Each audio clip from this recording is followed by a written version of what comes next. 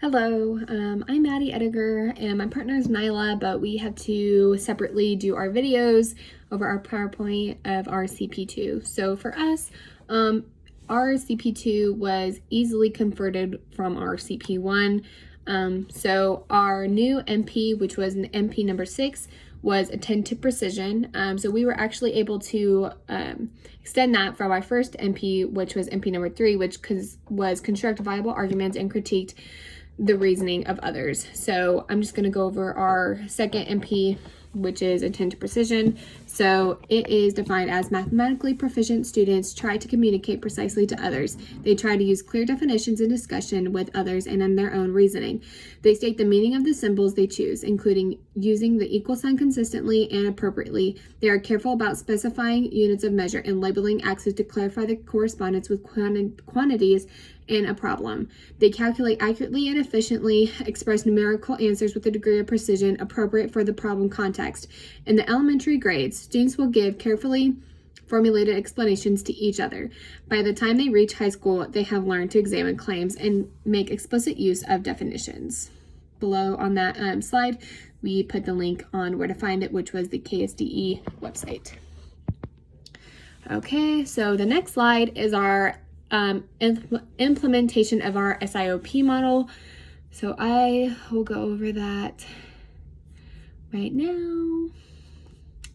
Okay, so the title of the lesson is Telling Time on an Analog Clock and Digital Clock to the Minute. The student standards are the MD1, MD3, which is tell and write time in hours and half hours using analog and digital clocks. So for our CP1, we used the standard, and CP2, we ended up using the standard because it just merged so well, and for our preference, it was just the best way to include that. The content objective is they will learn to be able to define the elements of a clock and its functions, as well as tell time to the minute with 100% accuracy. The language objectives is they will be able to construct viable arguments and critique the reasoning of others with 100% accuracy. They will also be able to measure time accurately and precisely to the minute with 100% accuracy. Key vocabulary includes the analog clock, when it has moving hands and hours marked from 1 to 12 to show you the time. A digital clock, a clock without hands that uses numbers alone to show you the time. The hour hand, which is the shorthand that shows the hour of time it is in, and that there is a total of 12 hours in a day. The minute hand is the long hand that shows how many minutes have passed in the hour. There are a total of 60 minutes in an hour. Teacher materials includes whiteboards, dry erase markers, erasers, worksheets. You will see that is attached. Student materials is the whiteboard, the marker, and eraser.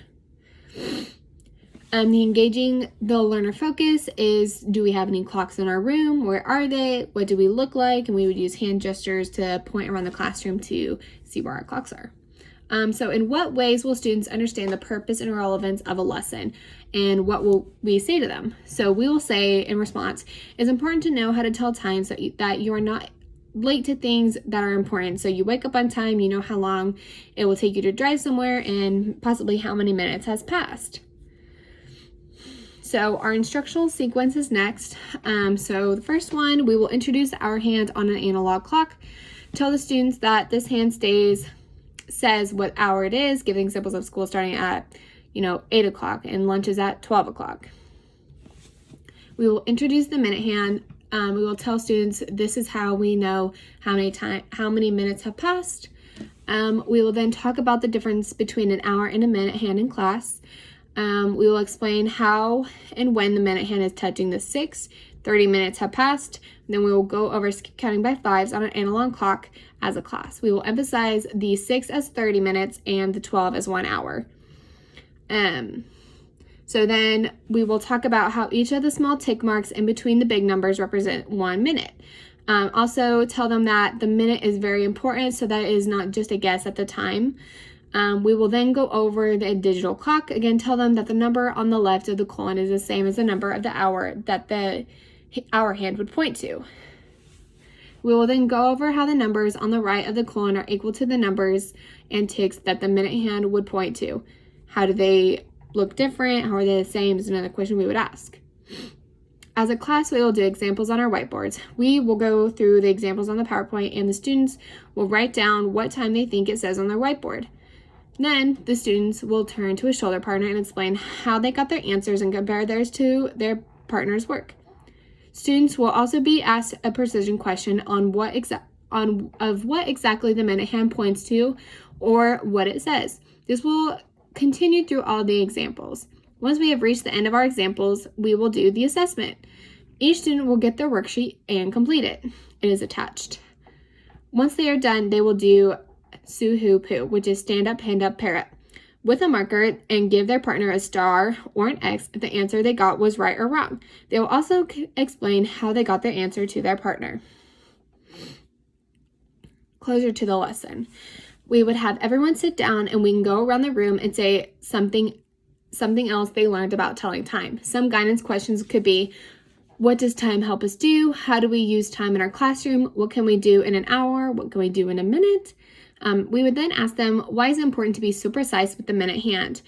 How will you know what they learned? Which is in the assessment. We would look over their worksheet as well as their oral responses after the activity. So then you will scroll down and you will see the attached assessment. Okay, so after the SIOP model, we go back to the PowerPoint. So for our actual lesson, we will then start with time. We will then show that 12 hours are in a day, 60 minutes is in 1 hour. Then we will go over the analog clock. The big hand is the hour hand, which count by tens. The small hand is the minute hand, which counts by fives. Then we will show them that there are 5 minutes between each big number. Hours 12, 1, 2, 3, 4, 5, 6, 7, 8, 9, 10, and 11 are big, bold numbers. This helps with key factors for a first grader to help understand what that is. Then the minute hand are small notches in between the big numbers. So then we will go over the digital clock. The hour is in front of the colon and the minute is after the colon. Example 1. We will have what to think about, where's the hour hand, what is the minute hand, and then we'll ask the class, what time does this clock read? Write the answer on whiteboard. After everyone's done, turn to a partner on the left and explain how you got your answer. Was it the same? Why was it different? And then after that, we will ask them, what is the exact minute? So if the time was 10:08, they would write or say 08. Okay, example number 2, what to think about, where is the hour hand, where is the minute hand? We will ask the class, what time does this clock read? We will ask them to write their answer on the whiteboard, and after everyone's done, they will turn to a partner on the right and explain how they got their answer. Was it the same? Why was it different? And then afterwards, we will ask them to say what is the exact minute. If it was 6:29, they will then say 29. Next example is of a digital clock. We will ask them to, what does this clock read? They will answer on the whiteboard, and after everyone's done, turn to a partner on the right and explain how they got their answer. Was it the same? Why was it different? And then we'll ask them, what is the exact minute? They would put 42 if it was 10:42. Example number 4. What time does this clock read? Write answer on whiteboard. After everyone's done, turn to a partner on the left and explain how they got their answer. Why was it the same? Why was it different? And then again, we'll ask for the exact minute. If it was 12:04, they would put 04 or 04. After that, we will then do our worksheet. And for this worksheet, they will be able to do it by drawing the correct time with the exact minute to show precision. So in this worksheet, they are blank clocks, and at the bottom they give a time to draw the clock. So they give an example of 1:11. They would have to draw it and put the minute hand on the exact minute or the exact notch of what time it is. So that is how they will show precision for the minute hand. Then for assessment, we will do CP2, which is stand up, hand up, pair up, with a marker and give their partner a star or an X if the answer they got was right or wrong. They will then explain how they got their answer to their partner. Everyone will sit down, and then we will ask, what did we learn about telling time? So after that, we will just do a reflection, and then that is all for our lesson. So, all right, thank you.